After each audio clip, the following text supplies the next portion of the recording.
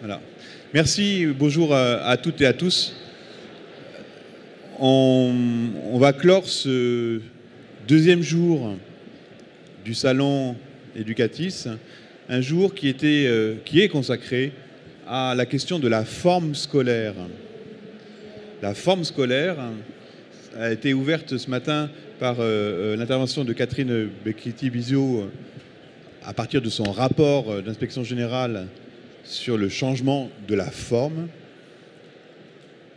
Et on a eu un exposé de l'expérimentation qui a été conduite par le laboratoire de la Caisse des dépôts autour de 5 cas d'école où en 6 mois, des équipes de terrain, des professionnels, des partenaires ont changé peu ou prou la forme, un peu d'espace, un peu de temps sans doute, un peu de matériel, et on voit la place plus ou moins grande du numérique. Donc le numérique n'est pas tout, il participe d'une équation dans la forme, et on va clore cette journée par ce module autour de la forme scolaire, par un échange de points de vue qui peut être quelquefois controverse. La question n'est pas consensuelle. Pourquoi faut-il changer de forme quand tout fonctionne? Ou à quelles conditions on fonctionne mieux à l'école? Quel changement dans les formes, dans l'informalisation de l'école, on peut travailler?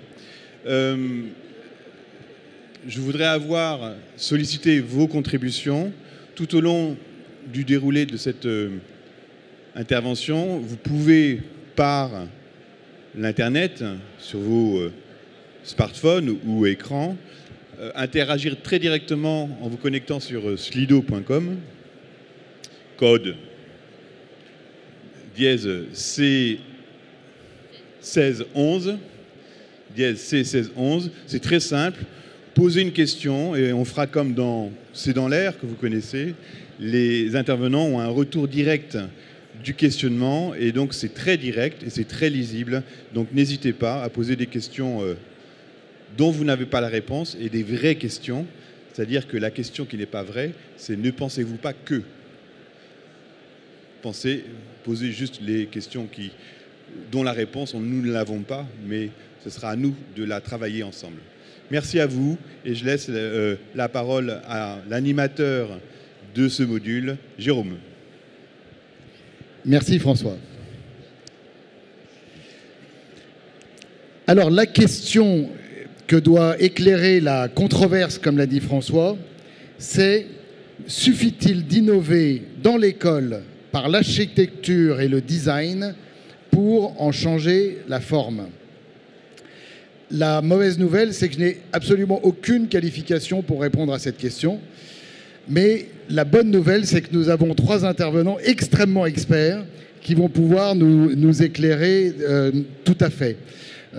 Donc moi, mon rôle, ça va être à la fois d'animer, mais surtout de leur demander de respecter le temps imparti, de telle sorte que nous puissions avoir un échange avec vous via le système de questions par téléphone que François nous a raconté. Alors, je n'ai pas de qualification, mais j'ai un gros intérêt parce que, certes, mon métier au départ, c'est d'être éditeur. J'ai créé une entreprise qui s'appelle Playback, qui édite les Incollables, que vous connaissez peut-être, ou alors les journaux quotidiens pour enfants, qui s'appellent Le Petit Quotidien, Mon Quotidien, L'Actu, etc. Et toutes ces collections, elles ont été créées avec une ambition qui était d'aider à changer l'éducation de nos enfants. Si bien qu'il y a une quinzaine d'années, on s'est lancé dans un projet très ambitieux, un projet à but non lucratif, qui consistait à aider l'éducation nationale à changer le collège. Et tout ça a abouti à un très beau projet concret, physique, qui verra le jour en septembre 2019, à Mantes-la-Jolie, dans le quartier du Val-Fouré, où naîtra en principe donc un collège un peu révolutionnaire, très nouveau en tout cas, et qui est le résultat d'un processus qui doit se poser certainement les questions qui sont les questions de notre controverse. Une de ces questions, c'est comment est-ce qu'on organise la co-construction d'un tel projet avec les acteurs du terrain, avec l'académie ou avec le département. Une autre de ces questions, c'est comment est-ce qu'on s'appuie sur un objectif explicite pour ensuite réinterroger tous les moyens en fonction de leur pertinence pour réaliser l'objectif en question. Et une autre de ces questions dont on va beaucoup parler, c'est à quel point le numérique est ou non un moyen décisif pour mettre en œuvre justement tous les moyens pertinents pour atteindre notre objectif. Alors, pour répondre donc à notre question, nous avons trois regards tout à fait différents. Nous allons avoir le regard du chercheur. Et nous accueillons donc Jean-François Cerisier. Jean-François, vous êtes vice-président de l'Université de Poitiers. Vous êtes professeur en sciences de l'information et de la communication. Vous me corrigez quand je dis des bêtises. Vous avez créé un laboratoire qui s'appelle Techné, qui est le laboratoire des techniques du numérique pour l'éducation.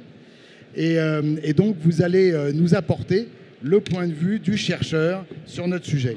J'ai commencé par vous, logiquement, parce que c'est vous qui allez terminer la présentation.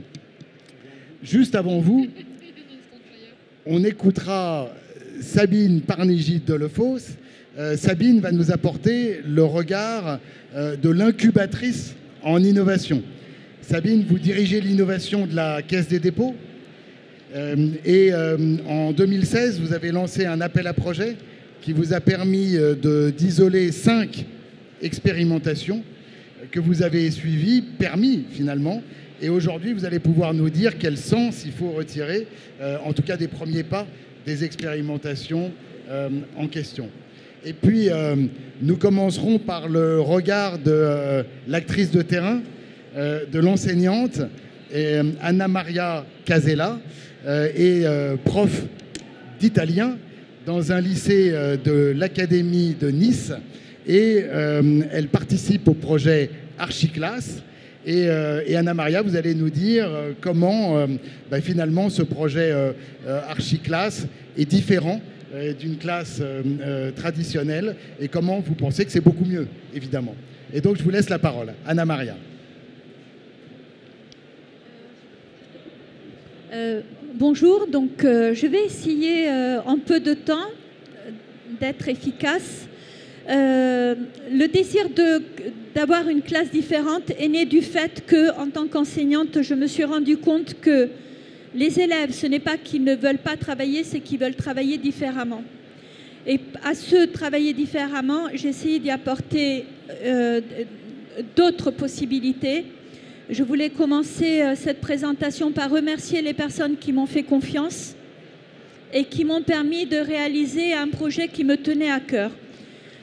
Donc je participe au projet ministériel Archiclass au lycée Thierry Molnier de Nice, qui est un lycée qui accueille toute catégorie socio-professionnelle, donc un lycée qui respecte la mixité.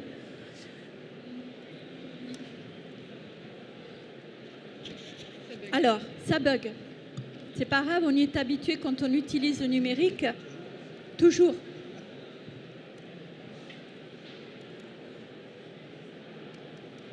Alors, on va recommencer. Oui, volontiers.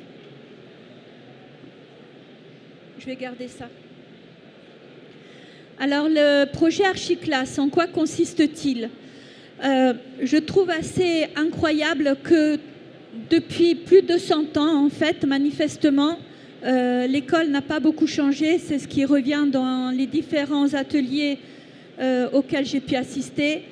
Autant au début du siècle, l'enseignement était une simple transmission de savoir. Nous avions un public, nous étions un public qui était prêt à ce genre d'enseignement. De nos jours, c'est un enseignement qui ne correspond plus du tout aux élèves. Donc, j'ai eu la nécessité d'abolir le frontal dans ma classe pour passer à un enseignement où je ne travaille plus que sous cette forme-là, c'est-à-dire sous forme de cercle. Et j'estime que la posture de l'enseignant a changé. Nous ne sommes plus transmetteurs de savoir, nous sommes des collaborateurs avec le savoir. Parce que nos élèves peuvent avoir le savoir, mais ils ne savent pas le gérer, ils ne savent pas l'utiliser, ils ne savent pas l'exploiter. Donc à partir de là, cette forme circulaire dans ma classe me permet de créer une réelle interaction et surtout j'insiste sur le fait que je suis vraiment heureuse de ne plus avoir d'élèves au fond de la classe. L'élève au fond de la classe n'existe plus, j'ai tous mes élèves autour de moi, je vois tout et j'entends tout. Dans la classe traditionnelle, un enseignant a des difficultés à voir tout ce qui se passe. Et c'est vrai que pour voir ce qui se passe au fond de la classe, il faut circuler sans cesse. Et pendant que vous êtes au fond de la classe, parfois vous ne voyez pas ce qui se passe devant. Cette forme circulaire vous permet en fait de tout voir et de tout entendre. À tel point que, bien évidemment, c'est moins confortable puisque je suis assise avec mes élèves. Mais c'est beaucoup plus interactif et vous verrez tout à l'heure dans leur évaluation de l'archiclasse et de la classe traditionnelle que ce qu'ils apprécient tout particulièrement, c'est la proximité du professeur. Je pense que cette forme circulaire est très intéressante dans la gestion de la classe, notamment dans les collèges, parce que ça permet vraiment de fédérer un groupe. Vous avez tout le groupe classe autour de vous, cette énergie qui circule, et ça vous permet vraiment de pouvoir accrocher les élèves. Accrocher pourquoi? Parce que lorsqu'on est dans cette configuration-là, les élèves qui sont au fond, souvent se décrochent. Lorsqu'on est ici sur l'archiclasse, vous voyez tout de suite quand un élève ne vous suit pas, parce que vous le voyez du regard. Vous voyez instantanément si un élève fait autre chose. Donc, vous pouvez très rapidement le solliciter pour lui permettre d'interagir et de s'intégrer dans le cours que vous avez mis en place.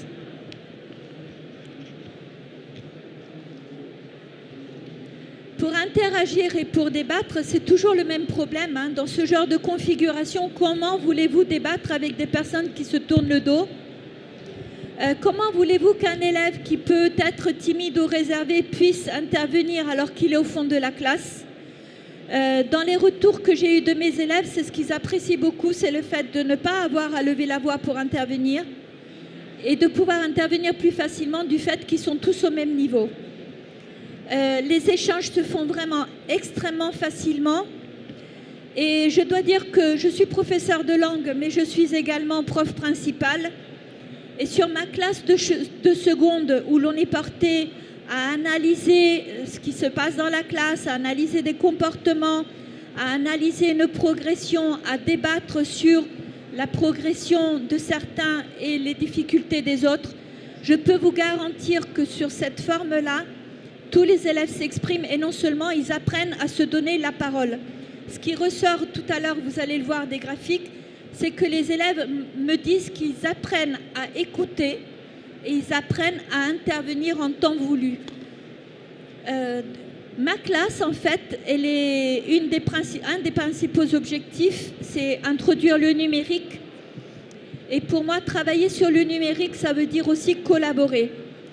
Au-delà du fait que je sois enseignante, professeure d'italien, je suis ambassadrice e-twinning. Donc je travaille exclusivement sur les pédagogies de projet à l'international. Donc il est très important pour moi de permettre à mes élèves de collaborer. Avec un matériel traditionnel que j'ai toujours eu jusqu'à cette année, bien sûr on peut travailler sur forme rectangulaire. Mais c'est vrai que ce qui est très compliqué, ce sont les déplacements. C'est très bruyant et c'est long à mettre en place. Avec ce genre de mobilier, en quelques secondes et sans bruit, cela vous permet en fait de mettre en place une collaboration et de pouvoir permettre aux élèves de travailler différemment. Mon archiclasse en fait est séparée en différents espaces et chaque espace correspond à une activité. Vous avez la table haute. Table haute, c'est important parce qu'il faut tenir compte que nos jeunes peuvent passer 8 heures assis sur une chaise. même si ces chaises-là sont très confortables et permettent un mouvement de gauche à droite, ce qui permet de canaliser les élèves qui peuvent être hyperactifs, les élèves ont besoin de changer de position. Je ne sais pas s'il y a beaucoup d'enseignants dans la classe, mais c'est vrai que j'ai toujours de plus en plus d'élèves qui se plaignent de douleurs au dos. Donc les douleurs au dos, c'est fréquent chez nos jeunes. Et le fait de pouvoir travailler debout, c'est important. Nous avons un coin salon qui est dédié à la compréhension de l'oral. Donc les élèves ont un document sur l'ordinateur hybride. Ils découvrent le document, me font une synthèse et je vais vous expliquer tout à l'heure comment ils vont faire la synthèse. Encore 3 minutes. Donc, la classe est divisée en 5 parties. L'espace construire, qui est le tableau blanc classique, où j'interviens avec mes élèves par rapport à la construction du cours. L'espace découvrir, où les élèves découvrent des documents audio-vidéo pour travailler la compréhension de l'oral. L'espace enrichir, où je mets toutes les photographies des voyages scolaires, des projets organisés. Ça permet aux élèves de se situer par rapport à un projet pédagogique. L'espace ouvrir au monde avec une vidéoprojection, avec la gestion d'Internet et les aspects positifs et négatifs que cela peut représenter. Surtout, je voudrais insister sur cet espace-là, parce que je suis bien consciente que le numérique, on ne se pose pas la question, on n'a pas à se la poser. Le numérique, il faut qu'il soit introduit dans notre éducation, parce que si nous voulons donner toutes les chances à tous nos élèves, quelle que soit leur catégorie socio-professionnelle, il faut qu'on leur montre comment utiliser le numérique comme outil de travail et pas seulement comme outil de jeu. Mais utiliser le numérique ne veut pas dire oublier le traditionnel. Et le passage de l'écriture, pour moi, il est fondamental également. À partir de là, donc, quand les élèves travaillent en atelier, chaque atelier me fait la synthèse sur ces petits tableaux blancs. Et lorsque la synthèse est finie, je demande aux élèves de se placer face à ces tableaux blancs en arc de cercle. Chaque élève de chaque groupe vient présenter la synthèse du travail qui a été fait. Ça me permet de les valoriser, ça permet de leur apprendre à faire une synthèse, de prendre la parole devant la classe. Et ça me permet aussi de valoriser le travail des uns et des autres, parce que certains peuvent avoir des difficultés dans le contenu, mais peuvent manipuler l'outil informatique mieux que les autres. Dans chaque atelier, j'ai un élève qui a un très bon niveau ou un bon niveau, j'ai un élève qui a un assez bon niveau, un niveau moyen, un niveau faible. Lorsque j'interroge les élèves dans chaque atelier, il y a un élève volontaire qui a la note sur 10 et l'élève que je désigne qui a l'autre partie de la note sur 10. Et tout le groupe a la note sur 20. Ce qui leur permet de collaborer, ils ont la nécessité de collaborer parce que le groupe hérite de la note commune. J'ai presque fini. Alors, au-delà de tout ce que je peux vous dire, je me suis testée, j'ai demandé à mes élèves de participer à une évaluation. Ils ont évalué, je ne sais pas si je peux zoomer, mais ils ont évalué sur 20 items la classe traditionnelle et l'archiclasse, sur l'ambiance classe, l'autonomie, la classe attrayante, sur la compréhension, la concentration, sur le confort, la convivialité, la création, l'efficacité, l'implication, l'interaction, après la motivation, le numérique. Et regardez par rapport à une classe classique, c'est flagrant. Par rapport à leur participation, par rapport à leur progression, etc. Donc 20 items, chacun de mes élèves sur toutes mes classes devait mettre une note de 1 à 5. J'ai fait le total de leur évaluation et vous regardez que clairement, l'archiclasse auprès des élèves a une portée intéressante pour nous. Ça veut dire qu'ils perçoivent bien la pédagogie de projet, la pédagogie collaborative, la pédagogie inversée, la motivation. Ils aiment ce mobilier coloré, ils aiment se retrouver dans une salle qui leur parle. Et sur leur travail, ça influe certainement, excusez-moi, ils disent que ça influe sur leur participation, sur leur motivation. La progression, ça a été plus difficile. Donc ça, c'est les résultats de mes classes de seconde.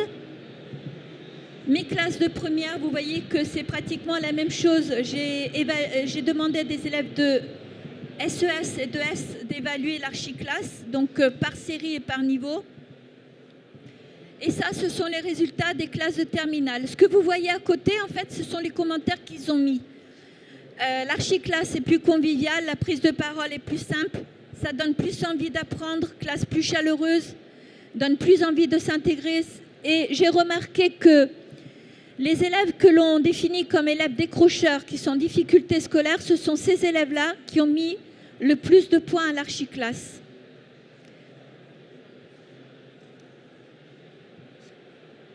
Et ce n'est pas rien, parce que c'est important pour moi de pouvoir s'adresser à tous les élèves. Donc, pour terminer, notre bilan au lycée Thierry Molnier, je reprends ce qu'a dit un élève, Madame, l'archiclasse, c'est archi bien.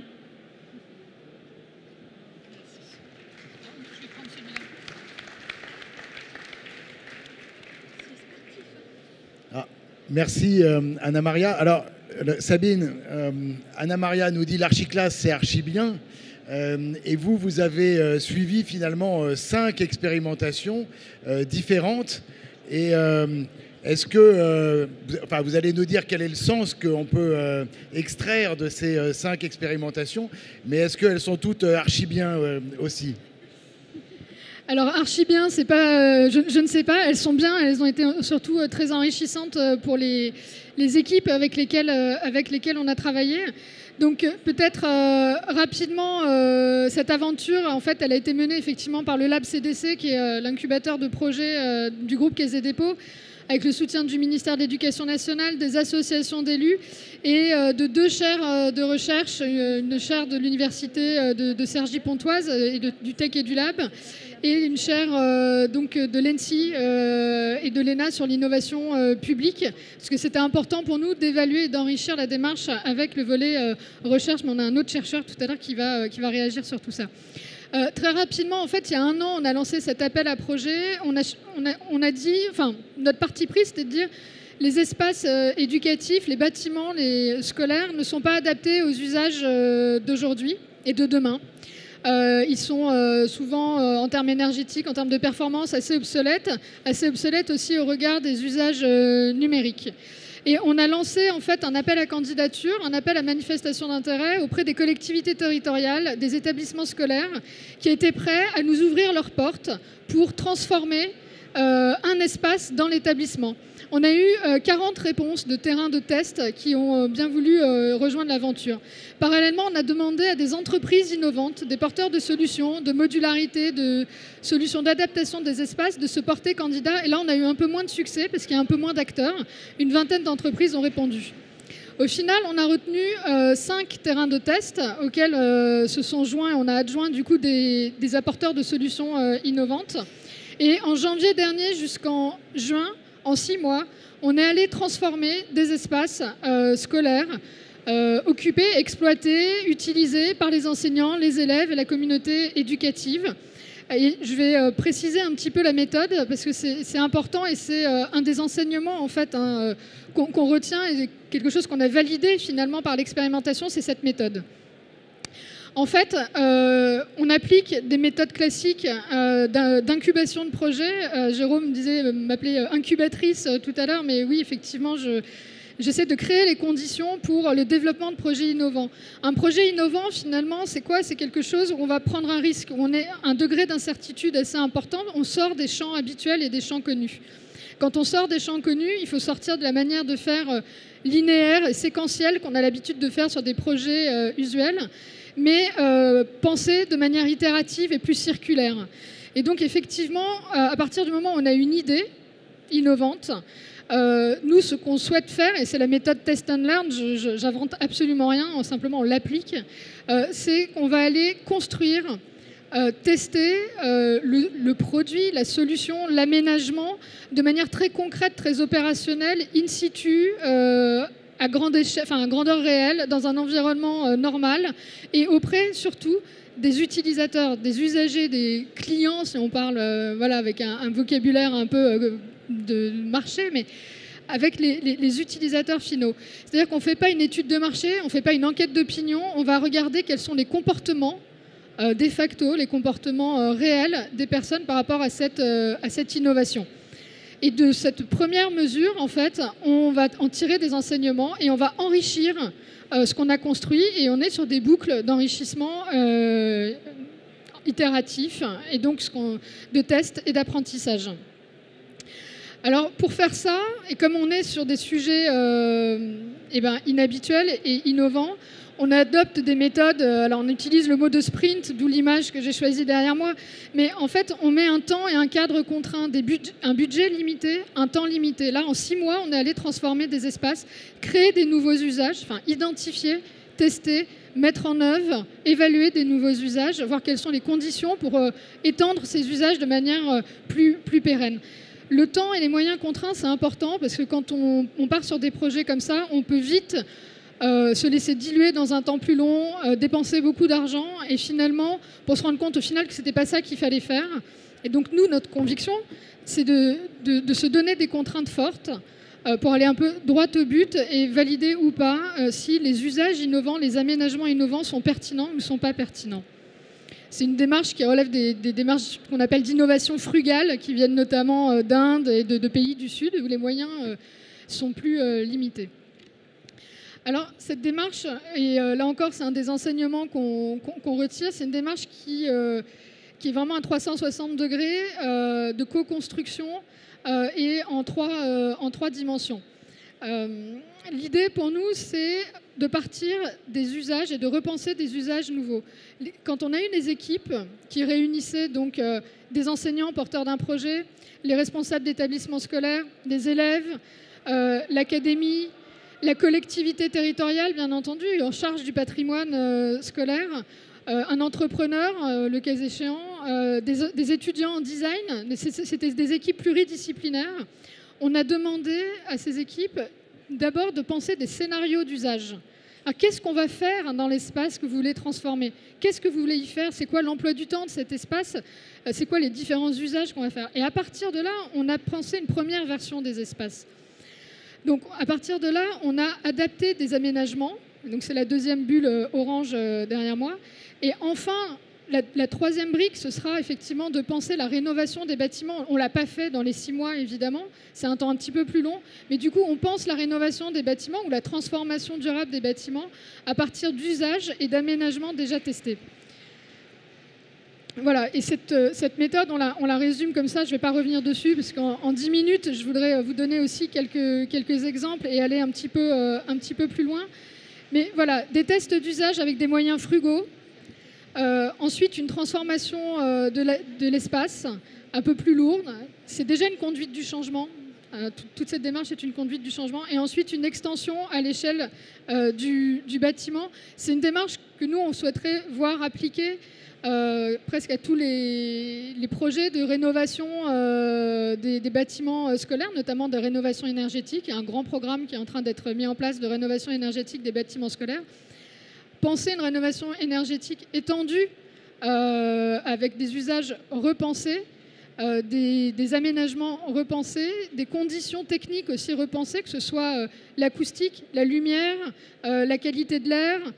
Ça, c'est des points qui nous semblent vraiment cruciaux, de la modularité, des cloisonnements d'espace. C'est des choses qu'on peut faire et qui, à mon avis, représentent des économies de coûts à long terme pour la collectivité. Alors, les lieux qu'on est allé transformer, c'est la salle de classe. Oui, on est allé transformer des salles de classe, mais pas que. On est allé transformer un hall, un CDI, un réfectoire, une cour, un accueil d'une école maternelle. Deuxième enseignement très important pour nous, la salle de classe est évidemment un lieu privilégié de l'enseignement et de la pratique éducative, mais pas que. Il y a des espaces aujourd'hui qu'on a tendance à considérer comme des espaces inutiles ou inutiles une partie du temps, comme la cour, comme le réfectoire, comme le hall, ou même comme l'accueil pour les parents, qui sont des espaces hautement utiles et sur lesquels on peut justement penser des usages différenciés, des usages sur le rapport à la nature, des usages en petits groupes, en demi-classe, de pair à pair. Voilà.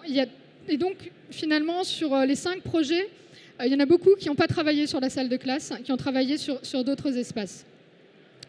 Alors, quelques exemples. Dans une cour, on a installé une bulle qui vient du monde de l'événementiel. C'est deux univers qui se rencontraient.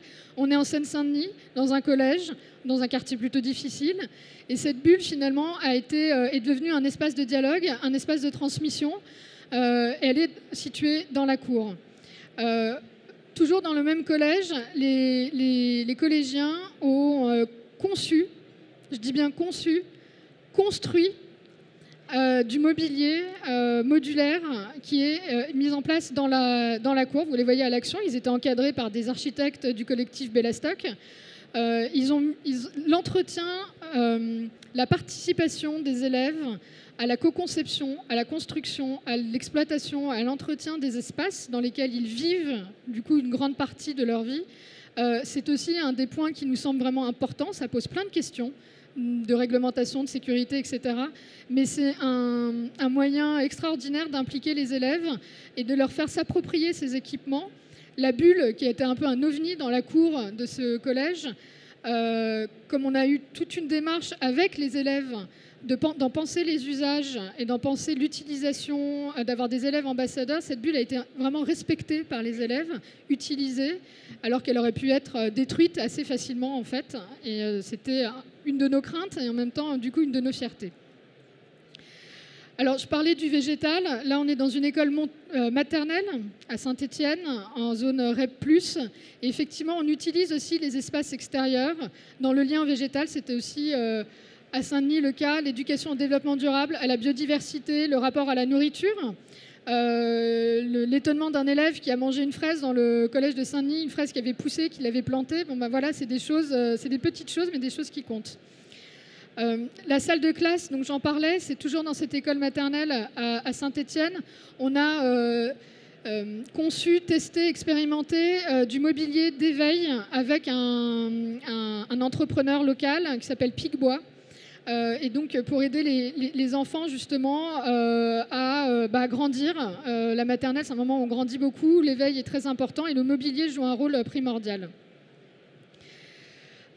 À Avignon, dans un collège, donc le collège de Roumanie, on a transformé en fait 3 salles de classe en un plateau pluridisciplinaire scientifique où 2 classes du coup travaillent ensemble. Et alors vous voyez dans la photo du haut, ça c'est pendant les 6 mois, c'est-à-dire c'est la première version qu'on a mise en place. Alors oui, il y avait un parti pris des designers qui était de dire on est dans une salle d'enseignement des sciences, c'est important qu'on voit le plafond technique, qu'il ne soit pas caché sous les faux plafonds. Ça fait partie de l'enseignement. Alors on a l'impression d'être dans un chantier. Ça a été un peu éprouvant pour les enseignants parce qu'il y avait beaucoup de bruit, parce qu'on a eu des versions intermédiaires. Et en même temps, c'était absolument génial parce qu'ils ont exploité cet espace avec les élèves qui ont contribué à la construction. On a amélioré l'espace au fur et à mesure avec des solutions justement acoustiques qui permettaient d'amoindrir les effets de bruit, avec un équipement numérique. Au début, c'était des PC fixes. On a eu ensuite des PC portables qui a permis pareil d'enrichir, mais on avait déjà validé tous les usages avant. Le hall, donc comme zone d'autonomie, on est dans un lycée à Saint-Brieuc. Zone de travail et d'autonomie pour les élèves. Extension aussi de la salle de classe pour les enseignants. Le CDI qu'on a voulu transformer effectivement en 3C, les fameux 3C, Centre de connaissances et de culture, pensé comme un lieu pluriel. On a eu un gros travail sur la lumière, j'en parlais, on a fait travailler des experts en lumière, en éclairage, justement pour sortir des schémas habituels. Là, c'est un des schémas, un des dessins qu'ils ont fait, mais on a voulu intégrer cette dynamique. Voilà. Et peut-être juste pour conclure ce propos, parce que Jérôme est à côté de moi, il doit me rester 1 minute.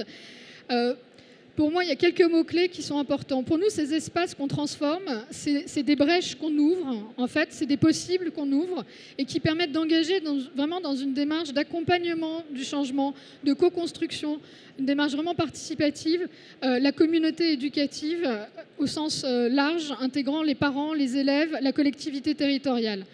On n'est pas dans l'injonction. On n'est pas dans l'injonction impérative et verticale qu'on connaît. On est dans un travail qui part des usages, qui part des besoins. Bien sûr, il y a un besoin d'identifier quelques standards et qui nous feront gagner du temps. mais on part vraiment des usages et on sort des formats classiques d'enseignement, une heure, une salle, une classe, une matière qui sont parfois utiles mais parfois contraignants. Enfin, il y a l'idée, je pense qu'elle est centrale aussi, de confiance et de bienveillance. Ce qu'on a vu sur ces 6 mois, c'est qu'on a su créer un climat de confiance et de bienveillance entre les différents acteurs. Confiance et bienveillance, y compris dans les élèves, qui souvent, et très souvent, la plupart du temps, sont particulièrement pertinents sur les usages qu'on peut imaginer. Alors parfois, ça part un peu dans tous les sens, mais souvent, c'est très pertinent. Et c'est très important pour nous de mettre tous les acteurs autour de la table, et même des acteurs inattendus comme des startups ou des associations, enfin voilà, des acteurs qui ne sont pas des designers, qui ne sont pas forcément là tout le temps. Et c'est comme ça qu'on a pu vraiment créer une démarche un petit peu inédite, dont on espère qu'elle se reproduira. Tous les visuels sont disponibles dans un livrable et sont disponibles sur le site en ligne. Donc voilà. Merci beaucoup, Sabine. Alors, vous n'oubliez pas de poser vos questions par téléphone. Hein, ah bah oui, voilà, magnifique, très bien. Bon, on les prendra après avoir écouté Jean-François, notre chercheur. Jean-François, on a commencé par une classe, un travail de terrain à l'intérieur d'une classe, puis on a pris un petit peu de champ et on est allé à l'extérieur de la classe, on a visité quelques expérimentations. Alors d'abord, est-ce que le chercheur peut nous aider à donner un sens commun, à comprendre peut-être un peu mieux ce que c'est que cette forme scolaire dont on parle? Et si on est complètement fou, est-ce qu'il peut nous aider à généraliser, voire disséminer peut-être à partir de ces expérimentations du terrain? Merci. Alors, je pense que ça va être plus modeste que cela, hein. Mais je vais essayer de répondre à cette invite qui est faite. Alors d'abord, je remercie François, Camille et la Ligue pour son invitation à partager quelques réflexions avec vous. Pour moi, ça va être un point de vue, pas un point de vue de recherche, mais un point de vue de chercheur. Oui, c'est difficile, hein. Merci Jean-Louis de me rappeler. Je ne parle pas assez près du micro. Alors justement, il s'agit de controverses. Hein. Oui. Non, d'accord. On n'est pas d'accord. On peut ne pas être d'accord sur tout. Alors d'abord, juste une remarque, mais je pense qu'on peut tous la faire. D'abord, la forme scolaire ne peut pas se réduire seulement à des questions d'espace physique et d'architecture. Mais parlons-en, puisque nous sommes dans un espace qui a une certaine architecture et qui ne convient peut-être pas tout à fait à l'exercice auquel nous sommes en train de nous livrer. Parce que je ne sais pas si vous nous entendez, mais nous avons du mal à nous entendre ici. Et de plus, quand on parle, on a le vidéoprojecteur dans l'œil et on n'arrive pas à regarder tout le monde, c'est très impoli. Mais bon, voilà. Et ça, c'est bien une question d'architecture. Voilà, c'est ça. On pourrait tous se mettre en rond pour reprendre la première proposition. Ça, c'est ma première remarque. Mais au-delà de l'anecdote, c'est quand même important. C'est-à-dire, on ne peut pas réduire la forme scolaire à l'espace, mais l'espace fait partie, évidemment, des questions relatives à la forme scolaire. Ma deuxième remarque, dans l'esprit plutôt controverse, c'est que ça n'est pas la première fois dans ces derniers mois que j'ai l'occasion de partager quelques réflexions sur cette question-là. Et plusieurs choses me frappent dans ces occasions. Et la première, c'est que, comme souvent, on fait abstraction du passé. C'est-à-dire comme si cette question-là, elle datait d'aujourd'hui, enfin d'aujourd'hui ou d'il y a peu. Or, on le sait bien, la question comme les différentes expérimentations, tentatives de réponse tout court, ont jalonné pas seulement les dernières dizaines d'années, mais bien plus que ça. On peut prendre des repères. Moi, je dirais, vous aurez peut-être d'autres repères, que c'est Dewey qui a entamé une réflexion sur les espaces scolaires, et pas que, ce qui se faisait aussi et comment on le faisait dans ces espaces.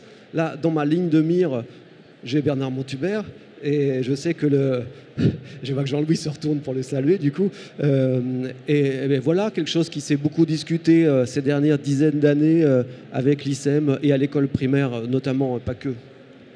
Donc voilà. Ce n'est pas la seule question hein, quand même que pose l'éducation aujourd'hui, et même dans le contexte du numérique, et qui n'est pas toujours repensée avec ce qu'on en a déjà dit et depuis longtemps. Ça me paraît particulièrement important. Alors je vais essayer de répondre en 3 secondes seulement à la question simple. Finalement, qu'est-ce que c'est selon vous la forme scolaire ? Alors, moi je vais le dire d'une façon ramassée. C'est la réponse d'un pays à ses intentions éducatives. C'est sa façon d'opérationnaliser ses ambitions. En tout cas, ce qu'elle dit de ses ambitions. Et on voit bien que la façon dont le système éducatif est organisé répond à une intention particulière. Accueillir le plus grand nombre ou tout le monde à l'école, par exemple, hein, pour ne prendre que cet élément-là, eh bien, ça a des conséquences en termes opérationnels et en termes de forme scolaire. Les établissements, la taille des groupes, la taille donc des classes, l'organisation spatiale, le type d'activité, tel type de contenu, enfin tout ça est finalement déterminé par cette vision sociale, culturelle et profondément évidemment politique. Ce qui veut dire que si nous n'avons pas une intention très claire, si un pays n'a pas une intention très claire et une politique qui va avec, eh bien, on ne sait pas bien quelle forme scolaire est nécessaire pour la mettre en œuvre. Donc, sans doute que la première question à élucider, c'est au bout du chemin, qu'est-ce qu'on veut, où veut-on arriver avec tout cela ? À quoi servent les différentes expérimentations, en tout cas les différentes hypothèses qui sont formulées aujourd'hui en termes de réorganisation des espaces, mais pas que, de modification de la forme scolaire. Je ne l'ai pas dit, je dis un peu plus que les 3 mots sur la forme scolaire. Ça veut dire quoi ? Ça veut dire qu'elle se définit, en fait, la forme scolaire en termes de normes sociales éducatives, c'est-à-dire qu'est-ce qui se fait dans une école, collège, lycée hein, ou université, qu'est-ce qu'on a le droit d'y faire, qu'est-ce qu'on n'a pas le droit d'y faire, et comment c'est organisé. Et ça se décline, bien sûr, quel temps, on n'a pas parlé du temps, mais le temps est très lié à l'espace aussi, hein, quel espace-temps, disons, quelles activités, quelle organisation sociale, groupe, taille, etc., place des uns et des autres. Donc ce sont des normes sociales. Et il n'est pas sûr aujourd'hui qu'elles correspondent exactement, et je ne sais pas à quel projet de la France pour ses enfants. En tout cas, si on ne répond pas à cette question, on ne peut pas avancer beaucoup. Dans cette perspective-là, la forme scolaire, elle se traduit notamment par l'espace et l'organisation de l'espace. Et d'ailleurs, en filant un peu la rapide définition que j'ai donnée, quand on regarde dans d'autres pays très différents, d'autres cultures très différentes, on voit pour les espaces scolaires et d'autres éléments de la forme scolaire des ressemblances avec ce qu'on voit en France et des différences. On voit beaucoup de ressemblances, et c'est assez simple de comprendre pourquoi il y a beaucoup de ressemblances. Il y a beaucoup de ressemblances parce que les objectifs annoncés par les pays sont à peu près les mêmes pour l'éducation. Il y a beaucoup de différences parce que les objectifs ne sont peut-être pas exactement les mêmes et parce que les moyens ne sont pas les mêmes. Un petit point sur le numérique, tout de même. Forme scolaire et numérique. Alors, la forme scolaire en cours, je dirais, en France, elle n'a pas du tout été une opérationnalisation d'un système éducatif où le numérique existait. Donc la question qui peut se poser, c'est est-ce que le numérique change quelque chose par rapport à ces questions de forme scolaire ? On n'a pas du tout parlé de numérique, là. On n'a pas beaucoup parlé de numérique. Pardon. Alors, bon, moi, il me semble que c'est un peu plus qu'il me semble, beaucoup de recherches ont montré que la forme scolaire est vraiment mise en tension par les transformations que les techniques numériques impriment à notre façon de vivre à tous et donc aussi aux élèves. Et sur différents plans, 4 au moins qui sont des évidences, c'est le rapport à l'information et à la connaissance, en général, hein, mais a fortiori à l'école. Comment est-ce qu'on organise le rapport des élèves à l'information et à la connaissance ? Ça, c'est un élément qui a trait à toutes les caractéristiques de la forme scolaire et en particulier aux activités qu'on propose aux élèves. Un deuxième élément qui est le rapport que nous avons à nous-mêmes et à autrui, donc les relations sociales. On voit bien comment, par exemple, la fréquentation assidue des réseaux sociaux numériques peut modifier notre sociabilité. Évidemment, ça a un impact sur la sociabilité à l'école, et pas que la sociabilité, les relations, les interactions interindividuelles. La relation au temps et à l'espace. Alors on est en plein dans le sujet qui est celui des espaces physiques. Attention, espace physique, mais il faut aussi penser les espaces numériques, qui ont aussi une forme, hein, bien sûr, et dont on ne parle pas trop en général. Et puis le dernier point, c'est que ça modifie notre rapport à ce que nous faisons, à l'activité que nous avons, à notre production, à notre création, à notre créativité. Et si ça n'est pas au cœur de la forme scolaire et de l'école, je ne sais pas ce qui pourrait être au cœur. Donc le numérique met la forme scolaire en tension, et on le voit bien. Des transformations s'opèrent même si on ne les décide pas. Elles s'imposent. Et il vaudrait mieux les maîtriser que de se les voir imposer de fait. Donc là, il y a vraiment une réflexion intéressante, c'est comment profiter de cette mise en tension pour modifier la forme scolaire de façon à ce qu'un projet national éducatif, qu'il faudrait sans doute continuer à définir, puisse advenir de façon efficace. Il me reste 1 minute.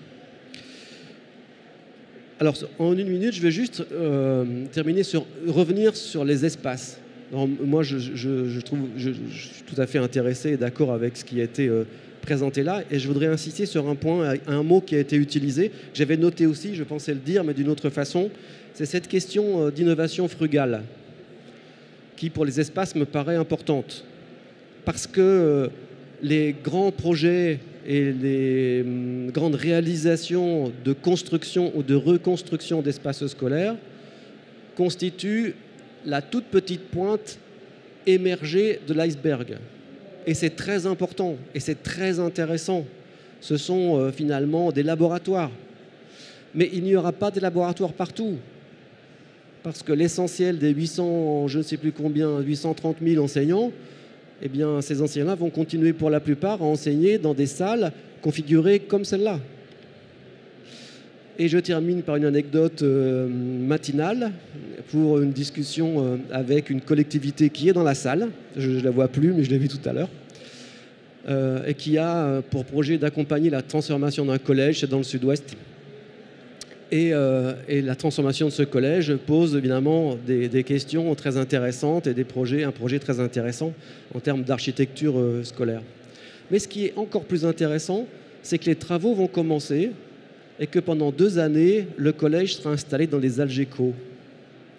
Et que finalement, la question d'innovation, elle est, je crois, tout autant de se demander comment est-ce qu'ils vont faire autrement dans des Algeco avant de se penser dans des espaces configurés pour eux. Et ça, c'est vraiment d'innovation frugale. Alors, je ne veux pas dire qu'il faut remplacer tous les collèges et lycées par des Algeco, ce serait peut-être un peu exagéré, mais je pense que ça permet quand même de penser la question d'une autre façon, sous un autre angle. Merci. Merci Jean-François. Alors, je craignais que vous ne posiez pas de questions, vous en avez posé beaucoup. Donc une trentaine, il nous reste 10 minutes. Donc 30 questions en 10 minutes, on ne va simplement pas y arriver. Et donc il y a déjà des gens d'ailleurs qui anticipent la frustration et qui nous quittent avant d'être déchirés par le fait qu'on n'allait pas pouvoir répondre à leurs questions. Alors, comme le tableau prend les questions dans l'ordre inverse d'apparition, j'en ai vu une passer tout à l'heure qui me semblait nourrir la question de controverse.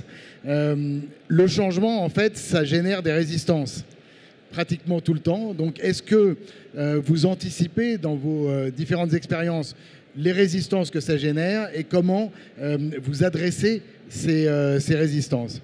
J'ai mis 2 questions en une. Pour la petite expérience que j'en ai, parce que je suis formatrice au numérique également, le changement, ça génère des résistances parce qu'on ne connaît pas, on ne sait pas en quoi ça consiste. Mais à partir du moment où on sait ce que l'on fait, où on sait où l'on va, où l'on est aidé dans la démarche, les résistances, petit à petit, elles disparaissent. Dans le monde de l'enseignement, il n'est pas facile de changer de posture, il n'est pas facile... Ça veut dire qu'il faut répondre très brièvement. Il n'est pas facile de changer de pédagogie, mais c'est vrai qu'en tant que formateur au numérique, avec la réforme du collège, on pensait vraiment avoir beaucoup de résistance au niveau des collèges. Et nous avons été très surpris parce que les collègues n'étaient pas résistants. Ils avaient simplement besoin de savoir ce que l'on attendait d'eux, ce qu'était l'outil numérique, comment on pouvait l'utiliser. Donc, je pense que le changement ne va pas se faire miraculeusement, il va se faire petit à petit. Mais ce que l'on disait tout à l'heure lorsqu'on déjeunait, c'est le changement obéit à un besoin des élèves et donc besoin des enseignements. Donc de là découlent des espaces différents, des pédagogies différentes.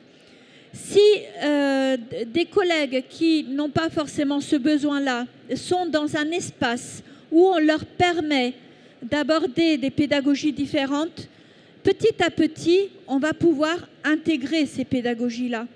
Donc l'espace répond à des besoins, les changements d'espace répondent à des besoins, mais les changements d'espace peuvent influer sur des pédagogies, donc peuvent engendrer des changements.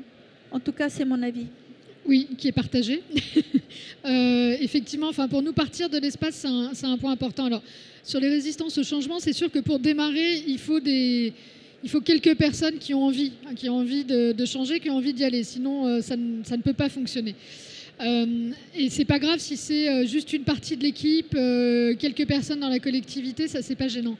En revanche, ce qui est important, c'est d'arriver ou qu'elle puisse réunir, qu'elle soit aidée pour réunir autour d'elle, ce que je disais tout à l'heure, des acteurs pluriels, tous les acteurs en fait, des élèves aux artisans qui sont capables, aux techniciens qui vont intervenir dans l'établissement. Des résistances au changement, forcément, il y en a aussi eu dans les projets qu'on a menés. Pour autant, c'est ce que j'expliquais tout à l'heure dans la méthode, à partir du moment où on est dans la démonstration, dans le faire, en fait, dans le concret, dans le réel, on balaye en fait les appréhensions, les idées reçues, les préjugés, les a priori. Et du coup, c'est beaucoup plus intégrant, c'est beaucoup plus inclusif. Et du coup, ça permet d'aller beaucoup plus vite finalement à l'essentiel. Et c'est important aussi, il faut le dire, d'entendre ces résistances au changement, d'entendre les objections. Ce n'est pas que des objections de posture et de principe. Il y a des choses qui sont intéressantes, qu'il faut intégrer et sur lesquelles il faut travailler. Et c'est bien pour ça nous, on plaide pour une démarche itérative. C'est que voilà, on va démarrer par des usages, peut-être un peu en dessous de ce qu'on imaginait. Et finalement, les gens qui étaient un petit peu en frein, en réaction, vont se trouver finalement dans un environnement face à des usages qui les intéressent. Et vont finalement, si on arrive à les convaincre, s'ils sont allés beaucoup plus loin, et même voir encore plus loin que ce que l'initiateur du projet avait imaginé, en fait. C'est généralement quand on arrive à convaincre quelqu'un qui est résistant au changement et à le faire changer, à lui faire ouvrir effectivement son regard, changer de regard, ça devient le meilleur ambassadeur. Alors, convaincre, est-ce que ça ne nous mène pas à la question que je vois ici sur le tableau qui a été émis par plusieurs personnes, qui est, au fond, le changement, il est dans les mains des enseignants. C'est eux qui doivent le porter. Est-ce qu'ils sont formés pour ça et est-ce qu'on peut les aider, les accompagner pour porter le changement? Alors, je crois que c'est une évidence de dire que le changement, il est dans les mains des... Je ne suis pas sûr que ce soit les mains, mais disons dans les mains des enseignants. Et je pense que c'est tout aussi vrai de dire que le changement n'est pas dans les mains des enseignants. Ou plutôt, je fais la controverse tout seul avec moi-même. Voilà. C'est de dire les enseignants seuls ne peuvent pas réussir ce changement. Et ça, c'est peut-être un peu nouveau parce que je pense que l'institution scolaire seule ne peut pas réussir le changement. Qu'elle a besoin de partenariats inédits en termes de structure, d'organisation des partenariats, mais aussi en termes de compétences. C'est-à-dire, je pense qu'aujourd'hui, et ça n'est pas faire injure à qui que ce soit de dire ça, de dire que si on ne raisonne que dans un périmètre où se trouvent des enseignants et des cadres du système éducatif qui accompagnent un personnel de direction, corps d'inspection, etc., ça ne suffit pas à inventer parce qu'on a besoin d'inventer des pratiques différentes, des activités différentes, une autre façon d'organiser les choses. Ça suppose des prises d'initiative, ça a été dit, mais ça suppose aussi d'injecter des points de vue qui ne sont pas seulement les points de vue des personnes que je viens des catégories de personnes que je viens d'indiquer. Ça suppose d'entendre les élèves, ça suppose d'entendre les parents d'élèves, ça suppose d'entendre les entreprises, ça suppose d'entendre les collectivités, et je vais finir par dire que ça suppose aussi de donner une petite place aux chercheurs.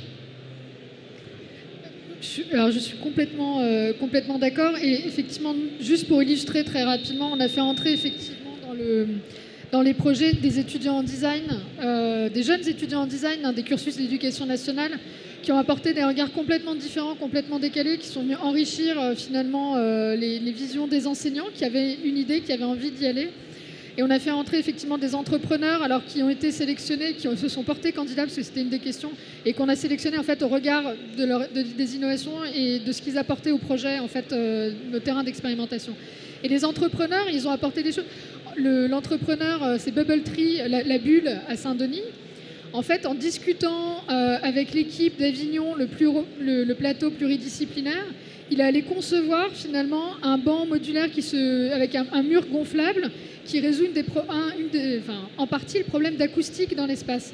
Et en fait, c'est en mettant des gens mais qui viennent d'univers complètement différents et en posant des questions auxquelles nous, on ne trouve plus de réponses parce qu'on est dedans, quoi, on n'a pas de recul, qu'on trouve des réponses nouvelles et qu'on innove. Et c'est vrai que c'est un des ferments de l'innovation, c'est le jeu d'acteurs. Et ça, c'est vraiment très important.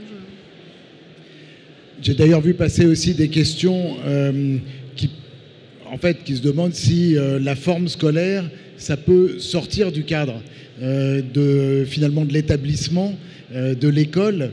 Et est-ce qu'on n'est pas ou est-ce qu'on peut aborder des concepts de type le territoire apprenant, le quartier apprenant, ou alors est-ce qu'on est à l'intérieur de la classe ou de l'établissement forcément ? Alors, la forme scolaire a toujours inclus le hors espace physique scolaire, c'est-à-dire la façon dont on considère, par exemple, le travail des élèves à la maison. Donc ça, c'est pas à l'école, puisque c'est à la maison. Eh bien, ça, c'est totalement inclus à la forme scolaire. C'est d'ailleurs un des points un peu critiques, parmi d'autres, de la forme scolaire.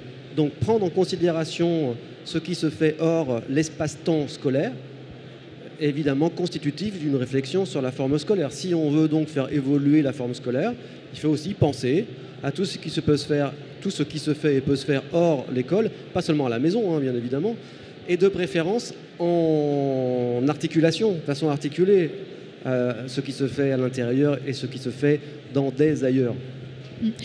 Et je compléterai avec mon regard, mais c'est pour ça que la collectivité territoriale joue un rôle majeur en fait.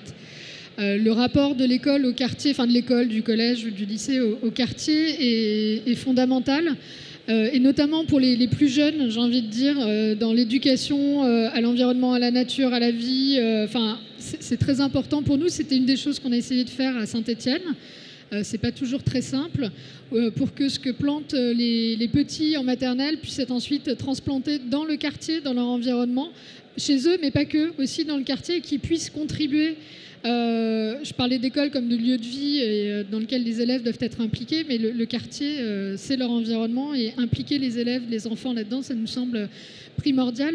Effectivement, le numérique, tu le disais tout à l'heure, bouscule, provoque et met sous tension. Il y a une autre transition, nous on appelle ça des transitions numériques. Il y a la transition écologique et énergétique qui met sous tension aussi la forme scolaire différemment. La forme dans le bâtiment tel qu'on le pense, dans sa performance, dans ses usages, l'énergie, l'éducation à l'environnement, à la nature, à la biodiversité, le rapport à l'autre aussi, c'est des choses qui doivent rentrer dans l'école. Et ça fait aussi sortir l'école des murs tel qu'on le pense classiquement.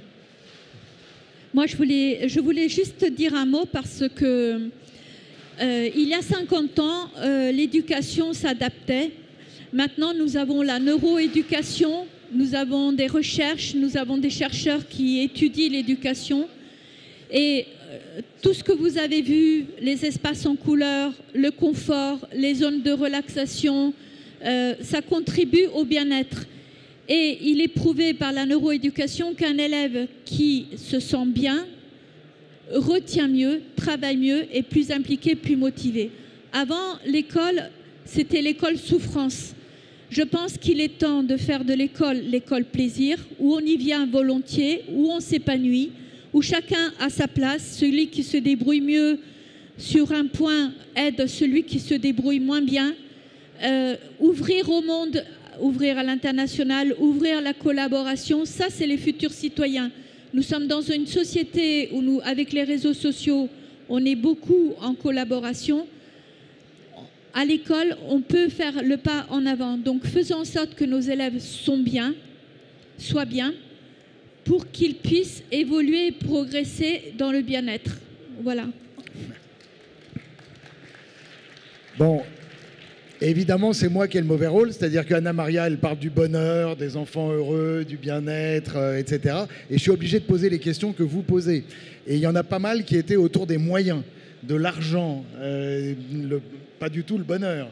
Et donc, est-ce que forcément, quand on s'attaque au changement de la forme scolaire, est-ce que ça veut dire très cher ?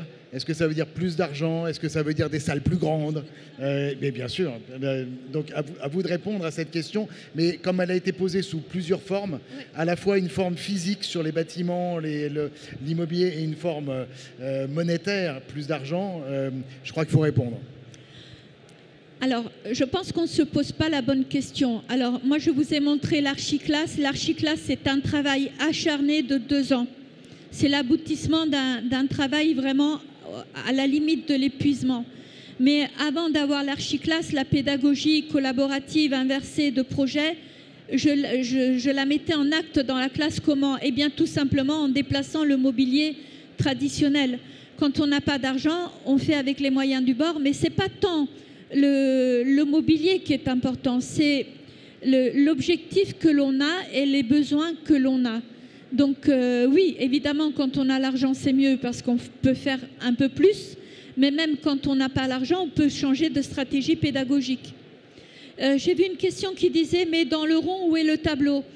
En fait, comme j'ai dû passer les diapositives rapidement, il faudrait plus de temps pour le présenter. Vous avez vu le tableau est au même endroit, par exemple, le tableau est là.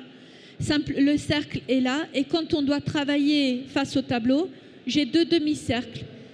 Au dos, il y a le vidéoprojecteur. On doit regarder ce qui est projeté, 2 demi-cercles de l'autre côté. C'est pour ça qu'un matériel mobile est important. Ça permet de pouvoir se mouvoir facilement. Voilà. Alors, peut-être juste sur la question des moyens. Alors effectivement, nous, il y a un mot qu'on aime bien, c'est celui de frugalité. Alors après, c'est un peu facile de le dire comme ça et de le lancer en l'air.